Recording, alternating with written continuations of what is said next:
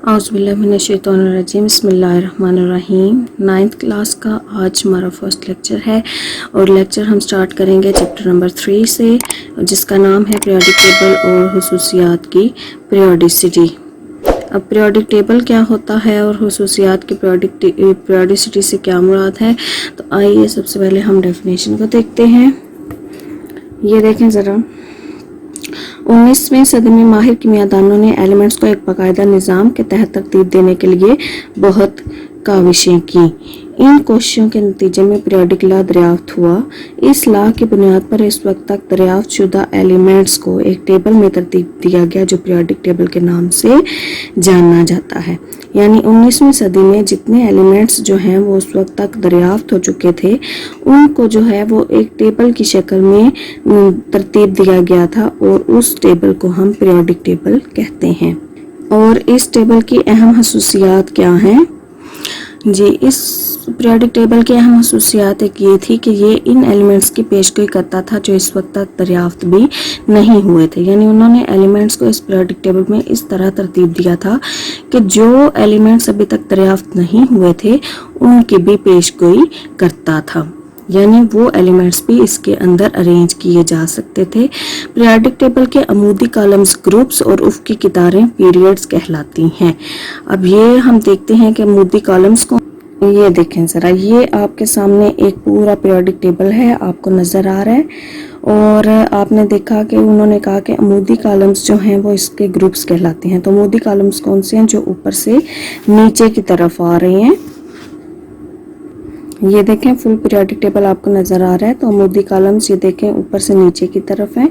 सबसे पहला ये है, हाइड्रोजन से स्टार्ट हो रहा है। हाइड्रोजन है, लिथियम है, सोडियम है, कैल्शियम है, रुबिडियम है, सीजियम है और इरिशियम है।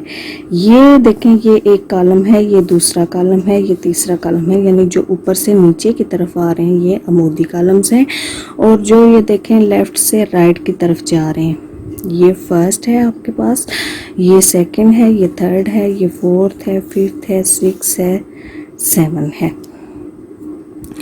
तो वो कह रहे हैं कि जो आपके पास इस टेबल में अमूदी कॉलम्स हैं उनको आप ग्रुप्स कहते हैं और जो आपके पास उफ़क़ी कितारें हैं उनको आप पीरियड्स कहते हैं।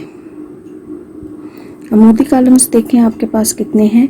1 2 3 4 5 6 7 8 9 10 11 12 13 14 15 16 17 और 18 आपके पास इसमें अमूदी कॉलम्स हैं। और पीरियड्स आपके पास उफ़क़ी कितारें कितनी हैं? 1 2 3 4 5 6 और 7। ये जो है आपके पास जो लेफ़्ट से राइट की तरफ जा रही हैं वो आपके पास 7 हैं। 1 2 3 4 5 6 7। ये जो है हम सिर्फ ऊपर वाली काउंट करेंगे। ये आप देख रहे हैं कि ये जो 2 कितारें हैं ये स्टार्स आपको नज़र आ रहे हैं, ये इन 2 पीरियड्स के एलिमेंट्स हैं। इनको सेपरेट अरेंज किया गया है। तो ये भी आप देखेंगे कि इनको सेपरेट क्यों अरेंज किया गया है जी। नेक्स्ट हम देखते हैं कि कौन कौन से कीमियादान थे जिन्होंने पीरियोडिक टेबल के बारे में अपनी अपनी राय दी थी, अपनी अपनी दरियाफ्त के बारे में बताया था। तो सबसे पहले हम पढ़ेंगे डुब्राइनर के ट्राइएड्स। एक जर्मन कीमियादान डुब्राइनर ने 3 एलिमेंट्स यानी जिन्हें ट्राइएड्स कहते हैं उस पर मुश्तमिल चंद ग्रुप्स के एटॉमिक मासेस के दरमियान जो है ताल्लुक का मुशाहिदा किया।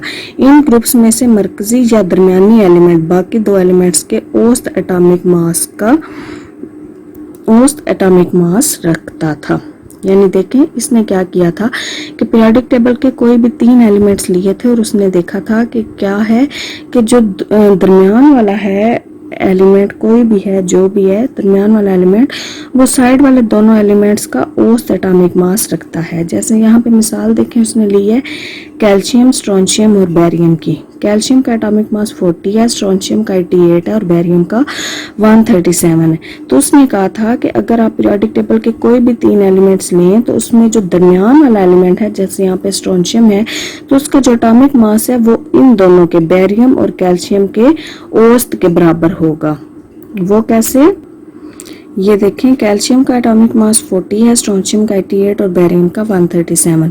اب ہونا کیا ہے کہ آپ جب کیلشیم اور بیریم کا اوسط لیں گے، اوسط مطلب 137 + 40 کریں گے اور اس کو ڈیوائڈ بائی 2 کریں گے تو یہ آپ کے پاس آ جائے گا 177/2، اس کو ڈیوائڈ کریں گے تو آپ کے پاس آئے گا 88۔ یعنی کیلشیم اور بیریم کا جب آپ نے اوسط اٹامک ماس نکالا ہے تو آپ کے پاس یہ اسٹرونشیم کا جو اٹامک ماس ہے وہ آ گیا ہے۔ تو ڈوبرائنر نے اپنا یہ نظریہ پیش کیا تھا کہ جب آپ پیریوڈک ٹیبل کے کوئی بھی 3 ایلیمنٹس لیں گے تو اس میں درمیان والے کا جو اٹامک ماس ہے وہ سائیڈ والے دونوں ایلیمنٹس کے اٹامک ماس کے اوسط کے برابر ہوگا۔ نیکسٹ ہمارے جو کیمیا دان تھے وہ دیکھیں نیو لینڈز کے آکٹیوز۔ تو 1860 میں کینیزارو کی ایلیمنٹس کے صحیح اٹامک ماس کی کامیاب تشخیص کے بعد ایلیمنٹس کو دوبارہ ترتیب دینے کے لیے کوششیں شروع ہوئیں۔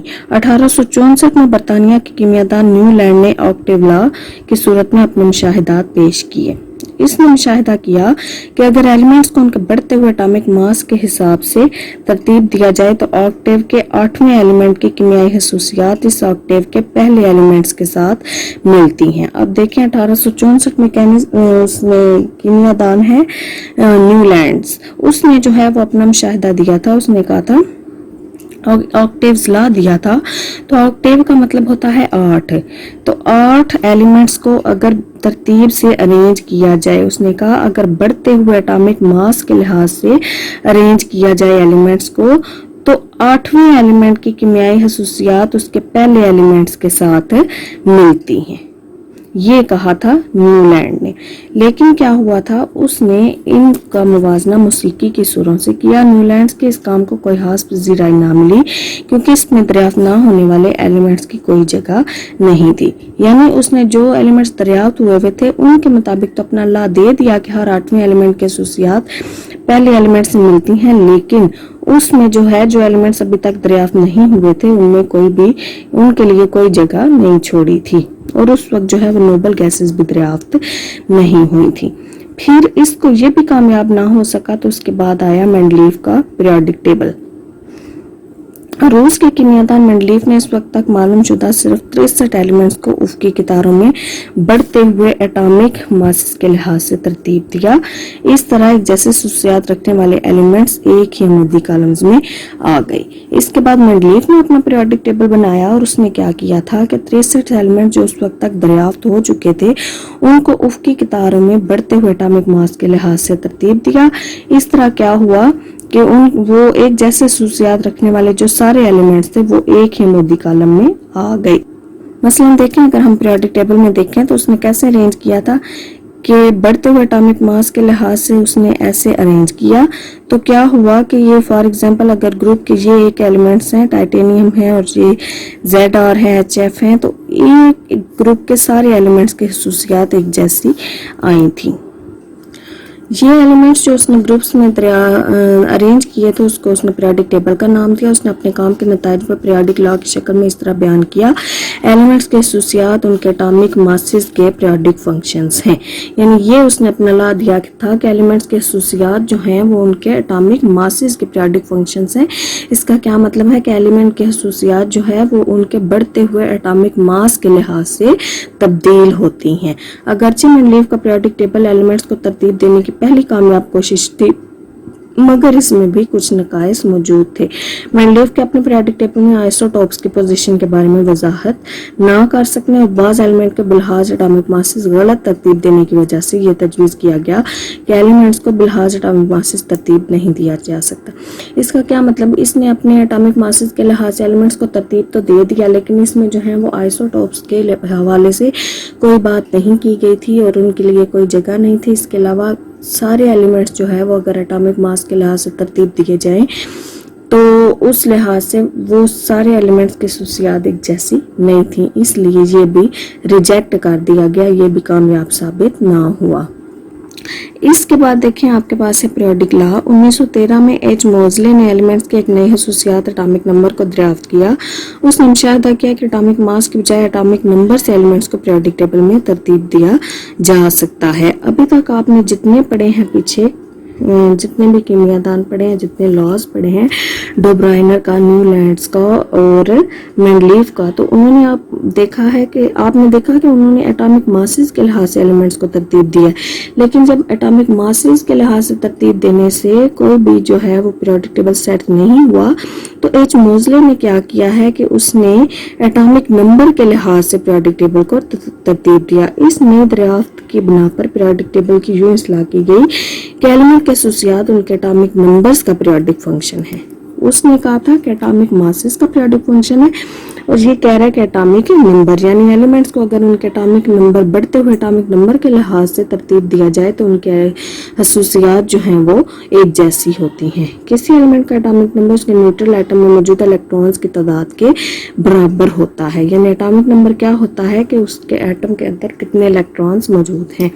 یہ ایٹامک نمبر الیکٹرانک کنفیگریشن کی بنیاد بھی فراہم کرتا ہے۔ یہ تھا آج کا ہمارا ٹاپک، جس میں ہم نے جو ہے وہ پڑھا ہے پیریوڈک ٹیبل کے بارے میں، اس کی ڈیفینیشن کے بارے میں، اور کون کون سے کیمیادانوں نے کون کون سے لاز جو ہیں وہ دیے تھے۔